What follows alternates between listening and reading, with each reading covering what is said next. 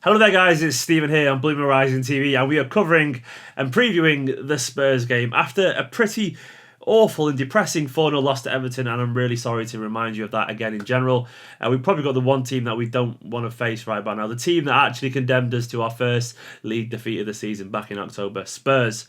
Pochettino's effervescent, youthful, energetic, physical and vibrant, brilliant Spurs. I'm dreading this game, actually. I'm genuinely dreading it. But there is a ray of positivity, and that's Gabriel Jesus. So we'll get onto that in a minute. But if you haven't already as well, go and subscribe to my channel, where I actually did a massive in-depth player profile of Gabriel Jesus. And I also covered matchday vlogs, academy stuff and all that kind of stuff. So go and subscribe over there for some more extra brilliant content, if I don't say so myself. But yeah, let's go on to the actual preview. I'm going to start with Gabriel Jesus. Where else to start? Because he is the one positive here, the one shining beacon of hope here. Yes, he is only a kid, and yes, he is raw, but it looks like he's going to be involved. He finally got his clearance this week. City went mad on the old social media and YouTube, understandably, because we have a raw Brazilian wonder kid, and he's ready, according to Guardiola, to be involved against Spurs, and I suspect we will see him. Yes, he isn't the answer to all our problems. In fact, he's not going to help our defence, let's be honest, but he is that probably shot in the arm of positivity that we need at the moment, given the fact everyone feels a little bit glum. We all have the winter blues, so to speak, and Jesus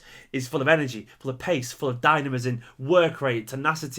Though I don't expect him to start, I expect him to be involved, and I'm looking forward to see what he can actually offer alongside the likes of Aguero, alongside the likes of Sane, Silva and De Bruyne. It does make you think, though, is Gabriel Jesus here to replace Aguero? We've all seen the pictures of Pep last night having an in-depth discussion with Sergio Aguero in some kind of cafe or restaurant in Manchester with his agent. It doesn't look good. Pep did look quite fierce, but then again, if you take a picture of someone at any point, I'm sure you can manipulate how their mood is presented. It wasn't about his contract, according to Guardiola in the press conference. He said he's tied in a long contract, so they weren't discussing that. What were they discussing then? I don't think there's any problems there. I think in general, Guardiola is the kind of person who will take players out. If you cast your mind back to Guardiola's first interviews, he said some players he gets to by putting an arm around the training, some players he gets through to by taking them for a drink, maybe some players he gets through by taking them out to food in Manchester. Maybe that's what he's doing with Aguero. I think he's having an important conversation, definitely. Is it necessarily a negative one? No, I don't think City are rash. I don't think Guardiola's rash. They realise how good someone like Aguero could be if he settles into the system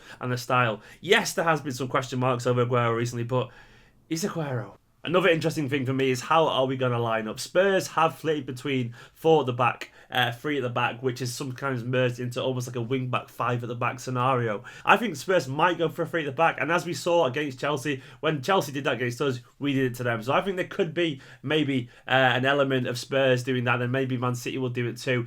One positive as well is that apparently Kompany's back in full fitness now in training. I don't think he's going to be involved in this game, but he would have been ideal for maybe a 3 at the back situation. But I'm a little bit terrified of Spurs' energy. I'm not going to lie. They are full of pace. They are brilliant, according to Pep Guardiola himself. He said he likes their football style. They're strong. They are fast. They play great football between the lines. And in general, they're a very attractive team to watch play football. And they have arguably the most informed fullbacks in the Premier League in Rose and Walker. 2 players who'll probably get a lot of joy down our wings, if I'm being honest. I would like to see Sane play because he was excellent against Chelsea while he was on the pitch. He was very diligent in his responsibilities. He tracked back, and I think he could be a good counter to the pace of Walker and Rose. I mean, I don't think Spurs necessarily have the best players in every single position, but what they do have is an incredible team ethic. They are a perfect sum of their parts in general. They are a cohesive unit that works really well, and they have a lot of power, a lot of pace, a lot of skill, and they're just a very good system. They're a very good team in general, and that's the exact kind of thing that seems to be our kryptonite at the moment. Everton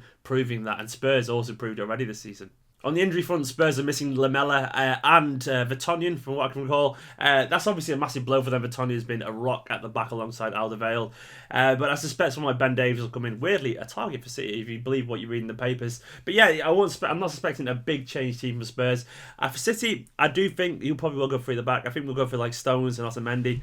Maybe Kolarov there. I mean, I'm dreading it, but I think it'll probably happen. I'd like to see Nolito if he's around and available, because Nolito's tenacity in a game like this, it makes a difference. It really does make a difference. I want to see Sterling there. I want to see Gabriel Jesus. I don't suspect it'll happen initially, but I'd really like to see Fernando as well. And I'd never thought I'd see the day when I was saying Fernando start. But against Arsenal, he was excellent, and we could really do with some destructive tendencies in midfield, given the fact that Spurs have a very physical and very athletic midfield. I think the likes of Wanyama and obviously Dembele, Ale, they are all big, strong, fast players, and we probably need someone with legs and energy, and someone who's willing to put the foot in like Fernando is there to offer us a little bit of stability in front of the defence.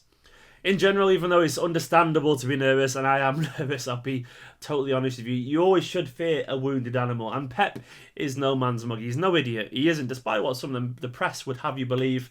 He would have been hurting after that Everton game, and maybe sometimes that pain is good. I'm expecting something of a reaction, at very least, against Spurs, because if they don't get it, these players need a massive seeing to, because they should be playing for their futures right about now, and they should be looking to impress, because I'm sure Pep will be ruthless if not. But I'm expecting to see the players pumped up for this, because I know I will be in the stands watching, and I'm sure you will all be too.